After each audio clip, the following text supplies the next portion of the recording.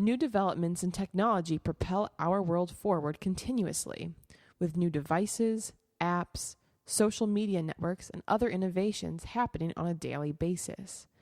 As a global society, we are more connected than ever before, with over 3.2 billion internet users reported during 2015. This information comes from Time magazine. There are incredible positives to this technological access.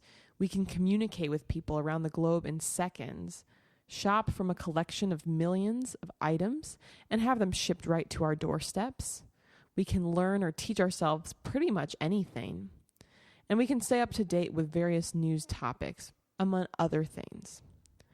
Even this podcast, our videos, website, all of that are a result of having access to new technology. There can be so many benefits, but what about the costs? Sure, there have always been those who are wary of technology because it, quote unquote, corrupts the youth or poses safety risks, which, you could argue are definitely true in certain situations. But what about when we think about it from a minimalist perspective? Is there such a thing as too much technology?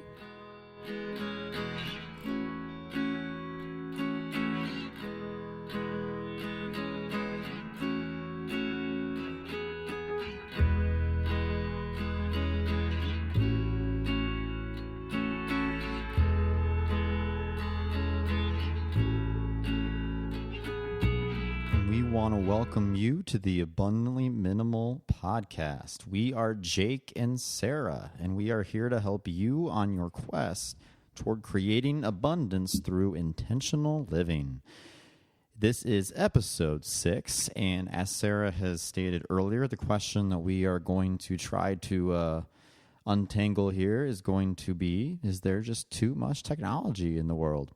And our focus that we're going to be looking at in particular is going to be digital technology. I mean, technology in general is anything that helps make human lives better. And I don't think we're arguing against the downfalls of that. But when we're looking at digital technology, we're just looking at primarily anything that involves the use of a screen, I would say. So before we get started with all of and Sarah knows that I have a particular not dislike for technology, but it irritates me a lot with the way that I see how other people use it. But let's look at the pluses first, because there obviously are a lot of pluses. So one of them being the fact that it allows us to even have this conversation with you right now, since we can go ahead and have this podcast that all 4 of you now at this time are able we're actually up to over to. 50 views. 50 views. Or 50 listens, okay. I guess. Anyway, so it allows for communication, obviously. It's great and wonderful for researching. You don't have to feel like you need to go to the library anymore, although I think the library is awesome.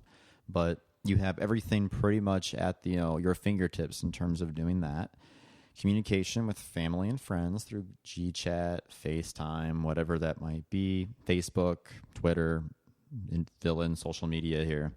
And as Sarah said, staying current with the news, and also something that I think people don't think as much about, but I mean, it has happened with different movements in the last several years, but as a new platform for social organization for various causes and movements that have happened over the years. Absolutely. Yeah, there's so many benefits, and I want to make sure, I don't sound hypocritical when we're talking about this, because I definitely am very plugged in myself. What's kind of interesting, kind of where Jake and I are at, we're kind of in a unique place. We are technically, we do fall within the millennial generation, and at least the stereotypes and maybe somewhat truths are that as a whole, this generation and younger generations are very plugged in overall. But what's kind of interesting where we are coming from is that compared to some of our peers, in some ways, we tend to be less plugged in, at least less so in the more common methods that others are. An example is that neither one of us has a smartphone. Gasp. I know I'm on my 7th year of using my same flip phone and love it. She takes great pride in this, by the way. I do, really. And we'll get into that more a little bit later. And then also, from a social media perspective, Jake, you're hardly on social media personally, and I'm actually personally not on social media. I run social media accounts for Abundantly Minimal, and that's like the business side of things. So because of that, we're not really, at least just those two factors alone do kind of differentiate us from a lot of others in our age group. However, as an individual myself, I am still very plugged in.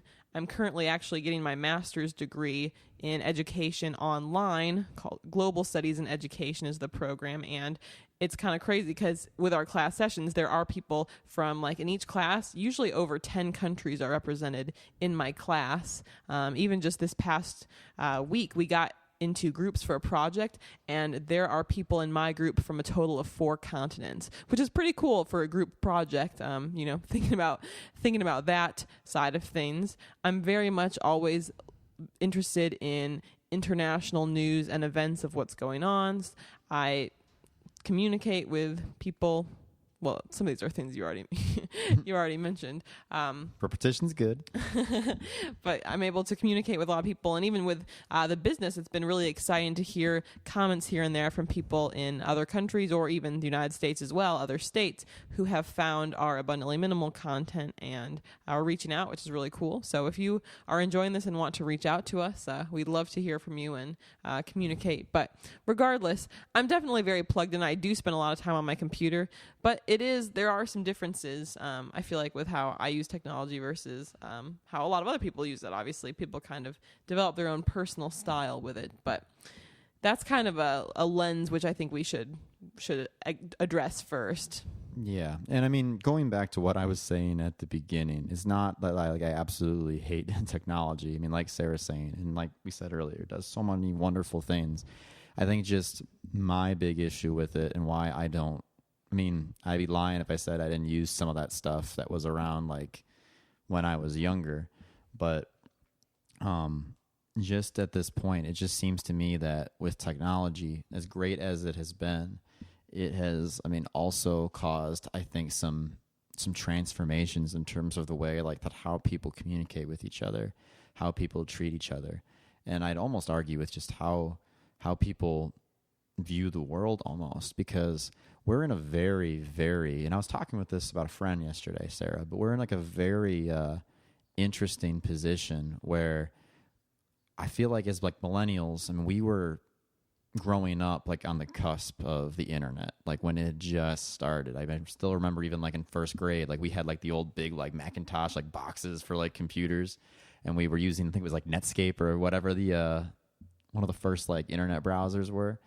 So, we have the unique position of like kind of growing up, being the last to grow up sort of without it dominating too much of life, but then at the same time as going forward in our like childhood and then through our teenage years and then college experiences, seeing the whole evolution of it, come to play. Like YouTube coming around, I think it was like 2005, like we were in middle school. Facebook coming around, I guess it would have been like early high school. And then, iPads, just throwing out what I can think of here, coming around like about when we started college. I'm thinking like 2010s when we started college. I think that's about when they came around. But just all of these different steps and like this evolution of like what's happened. And now kids that, as we've said before, we're currently both teachers. The kids that we teach have grown up with all of this stuff, just like it's completely second nature. And we're, I think, pretty good with technology overall, but these kids, like, wow, they've grown up with it. It's just like totally intuitive, like second nature. All of the different, I like to think I, am up with the times, but I have no idea all the different social media stuff that people are using today. It's crazy. I was good with just Facebook, but since then it's just kind of blown up. Well, and you don't even really use that anymore. I don't. Yeah, it just kind of seems like a time suck almost. Good way to like be open for communication, like we said earlier, benefit of technology. But other than that, I try not to spend too much time on there, just because I don't know. I just rather be living my life versus looking at the screen. But again, just technology is not bad. I know I come across maybe as anti-technology, but I definitely use it, so appreciate it. But I think one thing that I kind of want to go into is with social media. And as we've stated, I think neither of us, I think Sarah, honestly, you're better at talking about this than I am, just because on account of using it for abundantly minimal, like Instagram and those different accounts. But I just think that the social media world has had while a good impact, like it also kind of, I won't say bad, but kind of a concerning, I guess we'll say, concerning impact on I think the way that we interact. And my example that I'll just paint the picture for you. I mean, if you've ever been in an elevator and, you walk in, I guarantee you that at least one person, if not, I've been in elevators where I went in where everyone is literally like heads looked down and absorbed in their phones doing whatever it is they're doing on there. Or my favorite is the look down at your crotch, pardon my language, while eating scenario. I mean, I can't tell you how many times where I've, and I was guilty of it before too. I try not to do it now, but you're having a meal, like whether it's out with a friend, like having dinner, or whether it's like with family, and someone is looking down at the crotch. At least that's what it looks like to me. And, just not paying attention to what is happening because they're too busy looking at their crotch, AKA on their cell phone. Or like last summer, the walk through the museum, but really you're not paying attention to the museum because you're playing Pokemon Go. You're trying to catch like Pokemon or whatever it might be.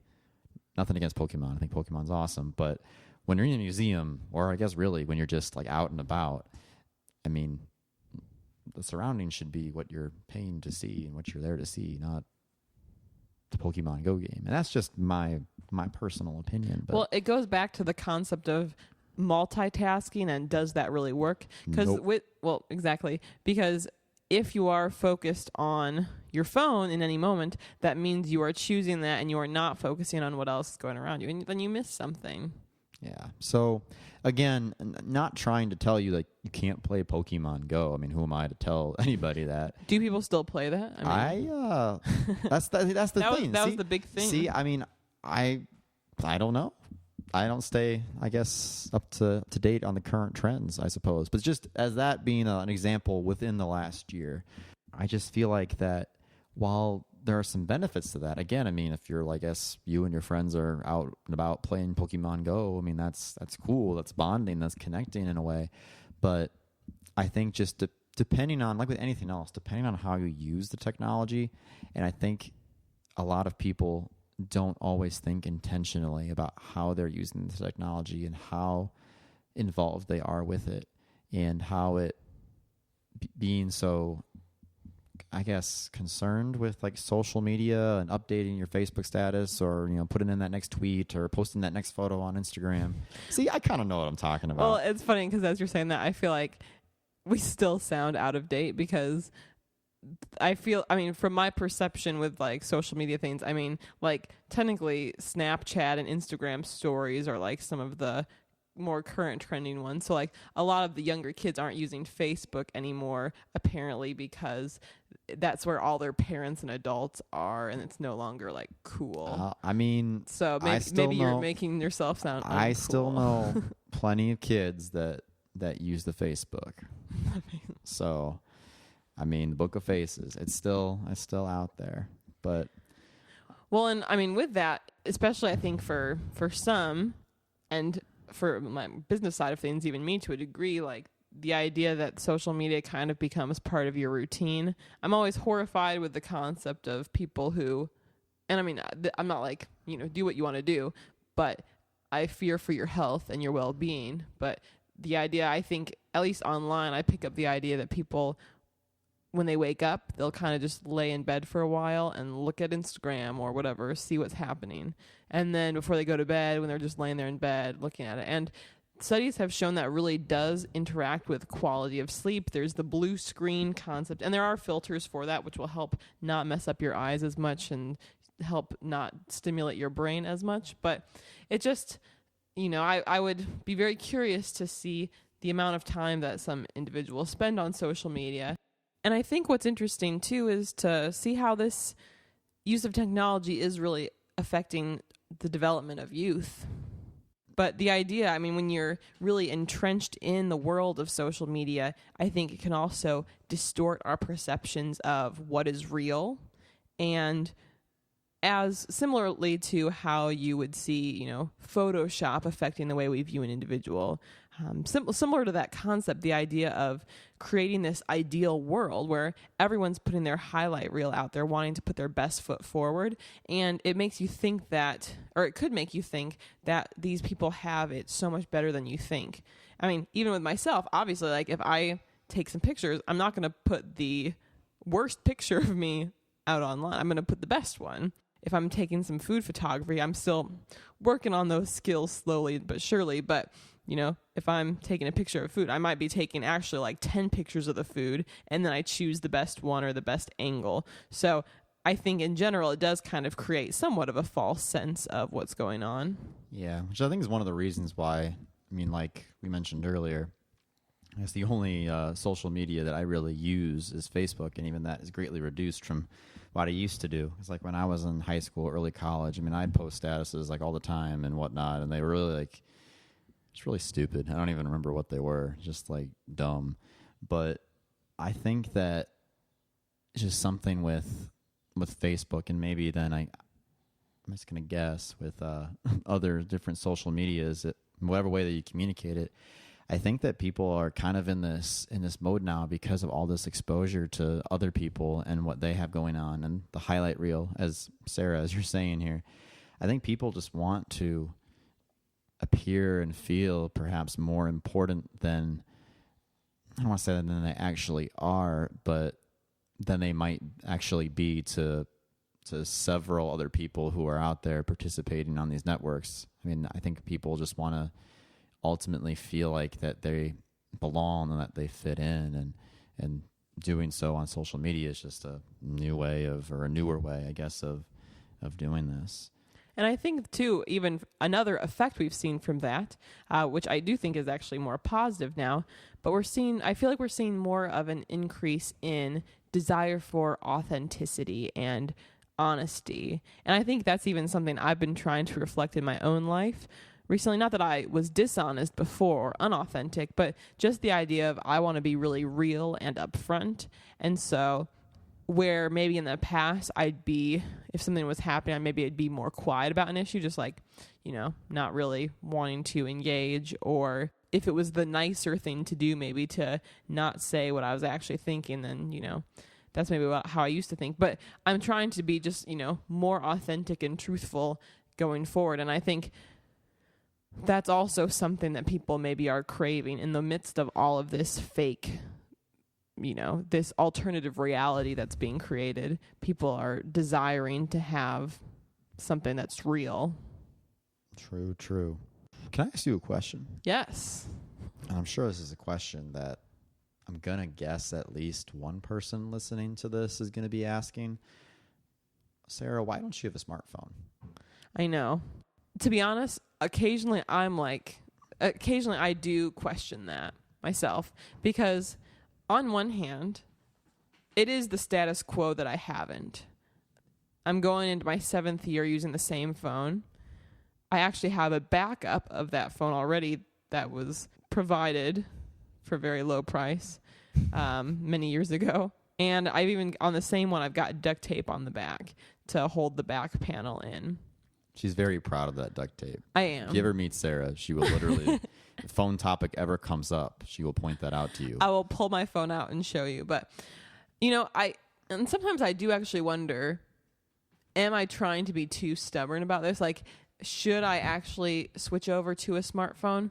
But I think for me, I really value the fact that I don't have one, because in certain situations, it requires me to be more organized. Well, it obviously saves money. That's a bonus, but it requires me to be more organized. It doesn't let me fall into the trap that I think a lot of people are in, being glued to their phone, like you said. When let's say I'm going to a dentist appointment or a doctor appointment or something where there's a waiting room and I'm sitting in the waiting room, I'm actually kind of, to some degree, more engaged, like I'm more in the moment. And actually, this isn't just in a waiting room. In life, I feel like if I'm not working and not like at home sitting on my computer working there, I feel like when I'm actually out living my life, I'm a lot more in the moment than many people who have a smartphone. So that makes me more likely to engage with others if the situation permits. I feel like it in some ways makes me more patient. I mean, definitely sometimes the temptation is there. If I'm waiting again at the dentist or something and it's like a 15-minute wait or something, it's easy to just, well, let me watch a YouTube video or let me do this. But just sitting there thinking, relaxing, there's a lot of benefits to that. I have thought about how it'd be easier in some cases, like with these social media accounts I'm trying to do for the business, like Instagram. I got like a web application to do it from my computer. And I mean, there's other things about it, but I think I'm really happy I don't still. Again, the temptation is there, and maybe at some point, depending on how life progresses, maybe I would get one. But for the time being, I'm actually really happy that I don't have one. Really? You'd get one? I mean, I don't know how far in the future we're talking. I mean, if we're talking like way into the future. Oh, man, this is news to me here, folks. Well, I mean, at some point they're probably going to stop making the flip phones. You kind of have to convert. And over. I mean, this one's lasted me 7 years so far. I've got the backup, but I mean, if we're living till 122, that's a long time. Goals. But anyway. But I'd kind of echo you on that. I guess my whole reason for not having a phone is just that I know myself, and I know that I am very distractible by everything and anything. And so to carry around literally a distractor with me 24/7 would just not be good. I will admit, I struggle with productivity in terms of not getting things done when I would like to get them done. If I had a cell phone, oh my gosh. Well, you have a cell phone, but a smartphone. If I had a smartphone, not that my phone isn't smart, but it just would be really problematic. I know I would fall into those different games and social media stuff, or maybe not even the social media per se, but definitely like the internet and the games. I would be probably on those. And so I guess just my thing that I've been trying to do the last few years and why I don't really want a phone is that just being more engaged with what is going on, whether it's like a moment or a conversation when you're having with someone. I mean, it just always feels like kind of rough whenever you're having a conversation with somebody and they pull out their phone and it's like they're kind of listening to you, but they're kind of not listening to you. And I've done that myself with like text messages, like receiving from somebody else and answering that while I'm like hanging out with somebody else. And you know, it took me a while to realize it. It was like, man, it doesn't feel good to do that to other people. It doesn't feel good to have other people do that to you. So I feel like if I had a cell phone, that would just a smartphone, whatever, that would make it worse, I suppose. And one thing too, this is just another situation where I'm really happy to be present in the moment, is with travel too. Like, especially when we're traveling, and especially when we've been traveling overseas, we are not hooked in at all, because especially internationally, we don't really set up, a super fancy international plan. So we're really keeping it very unconnected when we're traveling, which I feel like allows us to really soak in our destination so much more. I mean, we are then sometimes, kind of travel hacking it a little bit more, less glamorously than someone who, like, if we are unsure of where we're going, we kind of push through and like we'll find maps in other areas or we'll have a printed copy. So, I mean, it's not glamorous, but there's a satisfaction that comes from that, I think. Yeah. For sure. I like what you were telling me earlier about setting boundaries, Jake. Setting boundaries? Oh, yeah. So besides like not having a smartphone, I like to set boundaries in terms of like even just text messages. Before, if somebody sent me a message, I would like always check it. Now I kind of do an evaluation of, if I'm like spending time with somebody else, whether like it's with Sarah or my parents or my brother or whoever it might be, unless like I'm expecting something urgent from somebody, I'm not going to be checking my phone while I'm with them. Or I'll wait until a moment where, like, let's say using the lunch example, like somebody, like the person I'm with, they're going to the bathroom or something. While I'm waiting for them, I might as well just check the message and see at that point then, well, I've got a few moments. But just like not letting that alter or affect what I'm doing with other people. Because at the end of the day, I mean, with a text message, I view it kind of like an email or just like a typical like phone message. You'll get to it when you get to it. I mean, the other person is not entitled to have an immediate response from you. And just like you are not entitled to have immediate response from somebody else when you're sending a message, is at least how I go about it. Now, if you're making plans to meet up somewhere, for example, I mean, situations determine, you might need an immediate response. But if it's someone just sending you a message like out of the blue, I mean, of course, answer that message, but it shouldn't take priority over the person that you are with at the time. That's not fair to that person. That's not fair to the person who messaged you either, because you're kind of distracted as far as your attention goes. And also, it's not fair to you. So, well, it is interesting. I guess, too, it depends on your place at life. We're pretty lucky. I mean, we are with each other.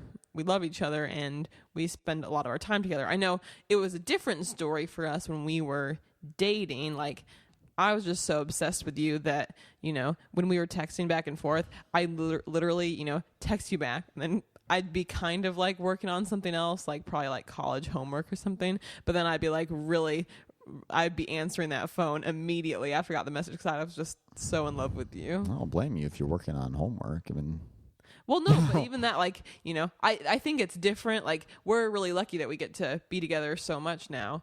But, in those early stages, if you, are in love with someone, or it's like your best friend ever, obviously don't like hold off from building that relationship. For sure. And I guess the only other piece of advice I would give with that, or qualifier, if you're somebody who struggles and it's like, well, I need to look at my messages, and it like consumes you, and then you're distracted from what you're supposed to be doing with that particular person or in that particular moment or event that you're participating in, you can even like look at the message and then just to determine whether or not it warrants an immediate response. So then you at least know what the person said, and like, okay, this is something that I will definitely reply to later, but I'm not going to reply to like currently at the moment. I find sometimes I end up in that scenario where like I want to know what the person said, but okay, find out what it is. This isn't really something that like has to be answered or addressed right now. I'll take care of it later. Because I think even too, the person that's like messaging you, I mean, I know for me, I appreciate if like, and I don't really like to text much anymore now. It's just, I don't know, it's too distracting for me. We're also pretty introverted overall, and since we're both teachers, I feel like we receive a lot of very much kind of an extroverted kind of job. So then at the end of the day, it's kind of like our recharge time. So we're not maybe as social as we would be if we were working independently for much of the day. Yeah. And so I think that for me, like if I'm going to message someone, I'd rather like be, in a comfortable place versus like messaging somebody on the go. And like, I know I appreciate that from other people too. I think if you're going to have a conversation through like a text message or whatever it is, like, or, a brief exchange of, what's going on, you'd rather it be like not something that drags out like, 15 minutes at a time or like whatever, because either you or the other person is busy trying to do something else. Going back to the multitasking thing, it's not an efficient way to go about your day-to-day activities. So for sure. I did just think of one other reason I don't have a smartphone. What's that? It's partially because I'm kind of stubborn, as I said before, but I'm also kind of protesting against the issue of e-waste. Oh, I like the transition you did there. But I think another important topic to talk about with technology has to do with e-waste, electronic waste. Basically, what happens when your electronic device ultimately fails or crashes or breaks or gets water on it, whatever it is, and then it's no longer usable or to the standards that you have. I think a perfect example to show how e-waste is a problem, if for you to just think for a moment, do you have any old electronics lingering in your home or apartment? Like any old phones, cords, old music devices, computers? If you've got any of that, in your home or apartment, then you are holding on to some of this e-waste. Now, it's kind of a complex topic. I'll definitely put some information and links in our show notes page about e-waste. And this has been a topic I've discussed, in like my master's program and other aspects of life. But unfortunately, what often happens is that the e-waste that we are generating does not get properly handled as you'd hope that it would. So sometimes there are recycling organizations and they say that they're recycling, but they're actually just shipping the goods overseas.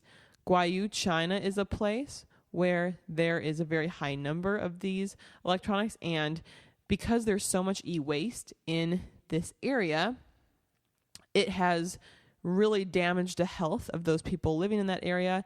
Huge percentages of cancers compared to other areas. They actually have to import water because the river in the area has been so polluted. It's become such a large center for handling this e-waste, and there's also not proper safety precautions being used, so it's very dangerous work. You even have, in some cases, kids who are working with their bare hands, extracting different metals, burning things off of the electronics to try to salvage certain parts of it. It's a really terrible situation. So that is something that happens in less ethical places. You're obviously not supposed to throw these items away in the garbage just because of some of the things that are in them. And then I think many of us maybe just feel overwhelmed or not sure what the right thing to do is, and then they sit at home. And so it's kind of a tricky situation, especially when things aren't like totally broken, but they're no longer fast enough or high tech enough. We got the new upgrade, but what do you do with the old phone? Do you sell it? Is it worth anything? If you can't sell it, you might have a stash of them around there. And I think that's another reason why I am so stubborn about the device. With a lot of goods too, from a minimalist perspective, every good that is purchased has consequences. These can be positive, these can be negative. And I guess for me, what I'm trying to do is think about how I use my money and voting with my dollars, essentially. But basically making sure that what I'm buying, that I wholeheartedly support that company or those values. If my phone still works, which it does, it seems a little selfish to me to upgrade it. Just because I can. Just because a free upgrade is offered or the new model of whatever phone you're using comes out. Ultimately, you as the consumer who's getting the item doesn't really have to deal with those consequences, but that doesn't mean there are no consequences. We just live in a society where it's very easy to not see the full picture. And you could take what I'm just saying and put it with clothing. You can put it with food. There are consequences. And I know, it's tough. You can't think from a perspective of perfection because we can't be. There are negative consequences in the types of goods we're getting. But to try to think about it from the perspective of, do I really need this? What are the negative consequences? Am I hurting someone else by making this choice? Just thinking about that mindset, I know for me, I'm someone who I want to be making the right choices and I want to be living compassionately. So, that leads me to making other, choices I deem more ethical, even if they are, not as convenient or a little bit more expensive in situations. But I think that is kind of one of my best reasons for also still having this phone is just I don't want to be another person who just doesn't care and just always upgrades or always gets the new device. I think too, when you always upgrade all the time, you kind of don't really appreciate what you have. And I think that there's nothing wrong. We're encouraged by the media and everything to always be upgrading and to always be getting the next best thing. But there's nothing wrong with having what's older. In fact, it's almost I think kind of cool to have the old stuff. If, we're always looking to, as human beings, to kind of set ourselves apart in some way. It's a small way, I guess, to do it, but you can.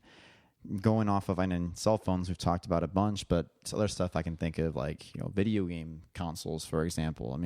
Here we've got an old PlayStation 2 and the first version, I think, of like the Nintendo Wii or whatever, which, I mean, with video games, oh man, they're way farther ahead with all kinds of newer stuff since, well, I guess like the early to mid 2000s, whenever I got those machines.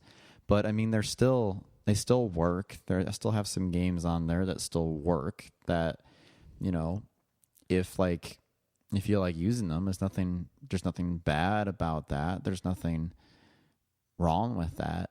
And so, I mean, I think kind of like just goes back to like, you know, being a minimalist. It's like making sure that whatever you do carry and that you do have, and that you maximize the potential of it. I mean, if you don't want it anymore, if it's not going to serve its purpose anymore for you, then get rid of it in some way that is ethical and that makes sense and is like the least negative consequences. But just taking advantage, I think, of, you know, what you have and embracing what you have. And the next upgrade, I mean, there's always those stories with those upgrades too that like they didn't end up being so great, like the Galaxy phone or whatever it was, like that was like blowing up or something last year on the planes. So I mean, upgrade sometimes doesn't go so well. I mean, if you're happy with what you have, I think that stick with it. That's been my thing. I mean, I guess people kind of, not everybody, but some people kind of judge you for that. But I mean, people are going to judge you for anything. So, well, and it also, we can always connect it back to a financial perspective. It's a lot cheaper if you aren't always trying to, you know, keep up with the Joneses, as the phrase goes, or trying to upgrade. I mean, we save money because we don't have smartphones. We save money because we're not always trying to get the new piece of equipment or device. And that's really awesome. So even if you disagree with a lot of what we're saying today, that's something you can't disagree with, the fact that it is a lot cheaper to do that as well. So if money's tight, I mean, this approach has value in that lens too. Well, plus if you want to like get something else, like I know that yesterday, I guess it would have been from when we're recording this, you know, I had purchased a couple of new shirts online, and it was an expense, but because, for example, like we're not focused on getting like upgrades and everything, what truly has value to you, then you can more so afford to do that because you're cutting costs, or you're just not having costs in other areas. So, and you're reducing the quantity. Yeah. And so like, I mean, it's not that you can't upgrade. It's not that, you know, we're sitting here telling you that I think that we ever like never upgrade. We do in certain ways, maybe not with like, I guess, cell phones in this particular example, but just by not being always focused on having the new thing of everything and like being up to date on everything. Number one, it reduces stress, because once you let go of that expectation of yourself to always have the new thing and whatnot, you get more value out of what you have. And then two, like I think we said earlier, then when you do make upgrades, you're making upgrades that are intentional, not just for the sake of doing so, but like in this example, like these new shirts that I ordered, I'm going to be heavily using these. Like they're going to bring, I think, great value to me that was worth the price, and it was worth not getting upgrades and everything else. Well, and I mean, you were spending a lot of time looking at the ethics of all these places too. Yeah. So, I mean, just really thinking about and being intentional with what you're upgrading, what you're getting. Is it actually, I mean, all things have a cost, you know, as has been discussed, but I mean, I guess, is it worth that cost? And longevity in mind. We don't have smartphones, but that doesn't mean we don't have other electronic devices. I've got a computer. I invested and got a computer that was higher quality, so I knew it would last. We've got microphones we record with this podcast on. They were a little on the pricier side, but we got microphones that had a really strong warranty and that were really high quality that last apparently for, you know, decades. I make smoothies all the time, and so I got a blender that, again, it was more on the expensive side, but it has been going strong. I mean, I was tired of having multiple of the cheap blenders that last for a year and then they're done. You know, think about all the waste that creates over time. In addition to, I honestly think cost-wise, eventually, the more expensive, higher quality model that lasts, I think ultimately will outweigh the cost. I'd probably already say I've gotten my money's worth. And, even these nicer things too, you can buy refurbished or used editions if you're, not opposed to that. And that's a great way to take money off the cost. But I think let's take it back. Let's kind of finish up today talking about digital clutter. And Jake, actually, he was the one who brought this topic up as an idea to include it in. I think it's really great. One analogy I sort of thought of to think about digital clutter, and this is, by the way, this is a problem of mine. I'm by no means have my digital clutter together, but I kind of see a similarity between with your physical stuff needing to purchase a storage unit because you have so much. I kind of see like buying external hard drives as a way to do that, because you've got so much stuff that, it's like, oh, let me buy this additional storage for my stuff. It's just this time these are digital files. Now, I can kind of sit here and make the excuse that, well, I'm trying to make all these videos and stuff, and those are like the biggest files. But I definitely need to acknowledge that I do have way more files going on my computer than I should. Yeah, I mean, just because like there's not actual, I guess, physical stuff. That's just what I was thinking about. Just because there's not like a physical item that's there doesn't mean that something that isn't physically there can't cause you stress. I mean, with digital clutter, I've definitely got it too. Just all the emails or like files, and whether it's you're using Google Drive or you're using Dropbox, whatever it might be. I think that that's just another way that technology, while it's great and that you don't have all the paper clutter, you still have a bunch of, not garbage, but I guess still using the word clutter, that you still have to go ahead and get through. Well, I think just the best thing to do, and this is something that I know I should be doing and I need to work on, and honestly, I think it just requires setting aside some time, but to set up a system for how you deal with different digital clutter, whether that's with emails, whether that's with social media accounts. I would even say it's kind of a tough thing to do, and maybe even seems like I'm being counterintuitive, but I would say unfollow or unsubscribe from anything that is not adding value, that kind of annoys you. So even if you have been listening to this podcast or followed us on social media, if you want to unsubscribe if we're not giving you value, then yeah, let's not clutter up your life. Going through that process can be a little tedious, but can be really helpful. I guess then going forward, making sure that you're dealing with clutter as you go versus waiting to deal with all of it at once, because that's where it becomes, I guess, a big issue in the first place. Definitely.